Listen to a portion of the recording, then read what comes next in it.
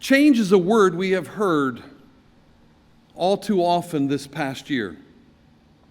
The pandemic threw us for a loop, and we're not sure if we will ever get back to pre-COVID normalcy. On top of that, we United Methodists know that change is also looming for our denomination. It's all on the horizon about the issues surrounding human sexuality. The protocol that's already been described to you is a vote that remained historic within the traditions and the beliefs of the United Methodist Church, is a vote to leave to become a part of the global Methodist Church. To stay, which certainly sounds at first very appealing, is to be able to stay within the church that I've grown up, that I've loved, where I worship. And after all, if you're in a rural area, I don't know that this will ever affect us. So it could just go on, or so it would seem. But what I propose to you is that to take no vote and to stay within the United Methodist Church and be a part of the new, if you will, version of the United Methodist Church is to invite a sea of continual change. Our debate primarily focuses on allowing gay and lesbian clergy to serve as pastors and our churches to be used to conduct gay weddings. But in reality, it is much deeper and gets at the core of how we view Scripture.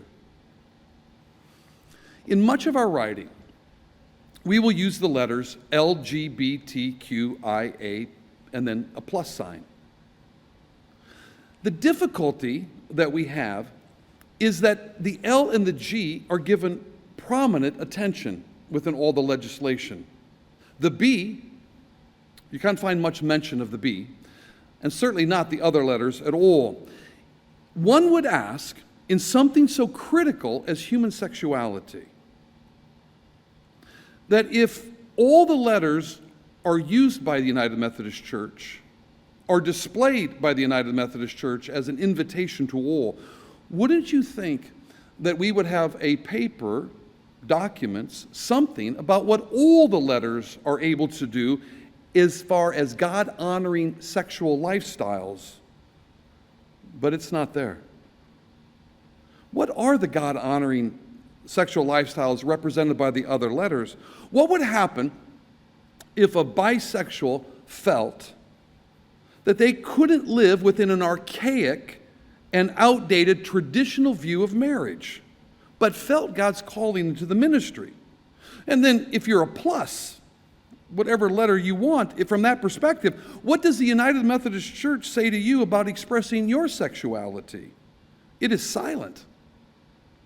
One denominational leader said to me when I inquired about the lack of writing and discussion on the other letters, simply put it this way: we haven't talked about that yet, and there aren't plans to talk about it.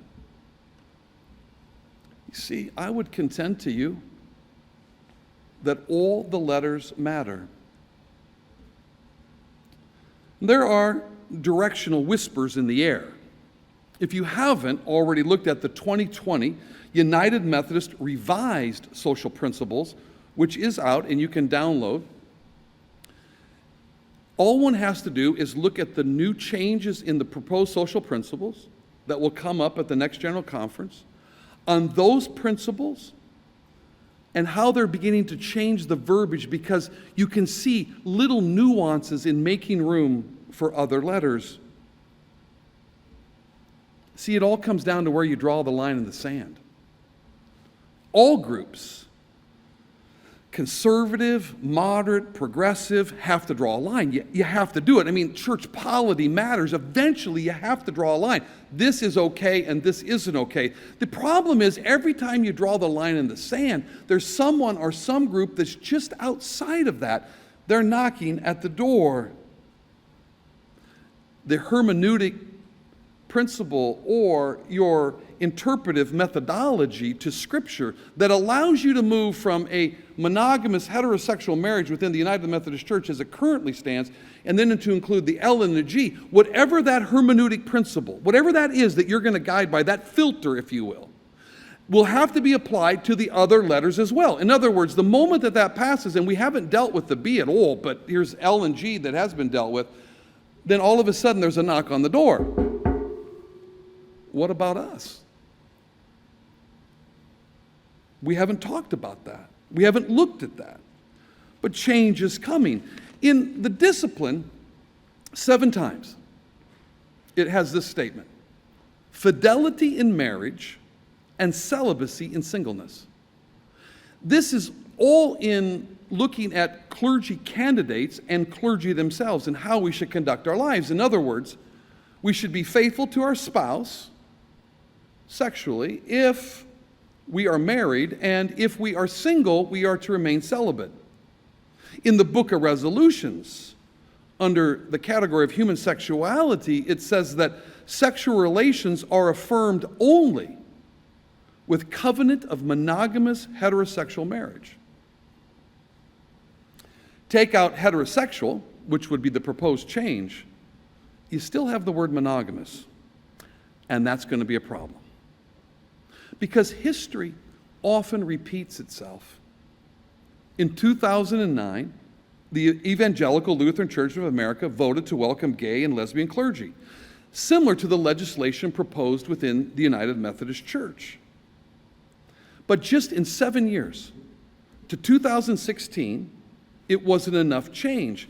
And a document was written by a number of LCA clergy and leaders pushing for the church to deal with other letters, other issues, a new approach to human sexuality. The word monogamous, the word celibacy certainly had to be removed. And so they wrote the document, Naked and Unashamed. Well worth reading, and you can find it on the internet. You see, maybe the real crystal ball here in what's going to happen in the United Methodist Church, well, maybe it's really not that difficult. Maybe all we have to do is look at what happened to other Protestant denominations in the United States. By looking at what they've gone through, we could probably think, well, this is probably a similar pattern for us. You see, the change will never stop. It may seem safe to say, well, I can just remain our United Methodist Church, we'll just stay and we won't vote and be divisive and anything, but you invite yourself into the sea of change. It can never stop. Where do you draw the line? And when the line keeps moving, are you comfortable with that? Leaders in both the moderate and progressive branches of the Methodist Church had gathered. I was there in the meeting, and they were talking about the protocol. In a conversation right after the meeting, they said, we have a problem. The problem is that there are definitely some far progressive groups within the United Methodist Church, and they won't stop. Which is why, if you look in the protocol, there's an incentive, if you will, a $2 million, you can start another denomination, which is what they hope will happen from a very progressive side, because that will buy you time. You see, change, we don't like change. And so if we just pass the way the protocol is, and there is the Global Methodist Church, and then we have the traditional United Methodist Church that becomes more progressive in its views, well, how long before they change? So strategically, if the far progressives can leave the denomination, it buys time. Now, that time was 7 years in the ELCA before these documents and things that have been proposed for them to change even further. How long before those other letters begin to shout and want equal treatment? The same hermeneutic principle applied to them as it was to L&G. You see, as the cultural winds continue to blow, it will be difficult to draw a line in the sand that will last at all, which is why letting God draw the line is the safest bet, the wisest choice. When all the Lutheran churches left the ELCA, there were probably right now about 1,000. Mark Vanderteeg, who led that whole movement, said, very interesting, when we voted to leave, it was the biggest no-change vote of all. Nothing changed. We became who we are. In fact, in the United Methodist Church, I would propose that it's going to be the same way. We already have We endorse all of those beliefs and who the United Methodist Church is, all in regards of human sexuality. And so what we're saying is if we move, if we leave, nothing else changes. But to stay is to say all the other letters matter, and we want to reach out to them, but things are going to have to continue to change. For traditional United Methodist, our name will change. Global Methodist. It will change.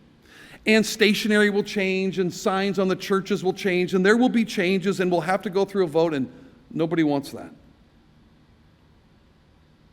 But for the congregations that don't vote,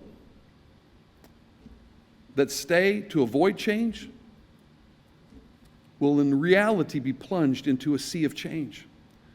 And it will never stop. You might wonder why I want to do this and why I want to be a part of this. Quite frankly, I'm getting closer to the age of retirement, obviously. It's not about me anymore. It's not about me. It's about what the church stands for. It's about the cross that stands on our church. It's in front of our altars. It's about when I got saved and I gave my heart to the Lord in the basement of the Iowa Falls United Methodist Church. That belief, that trust is exactly what I want to be. So this is not about me. I'm happy to do it, reluctantly in some aspects, but I want to be a part about it because I want the church to stand. And when I leave this world, I want to know I did my part for that, which is why I'm excited to be a part of the Global Methodist Church. You know why? Because I don't like change, which is why I'll be a part of that.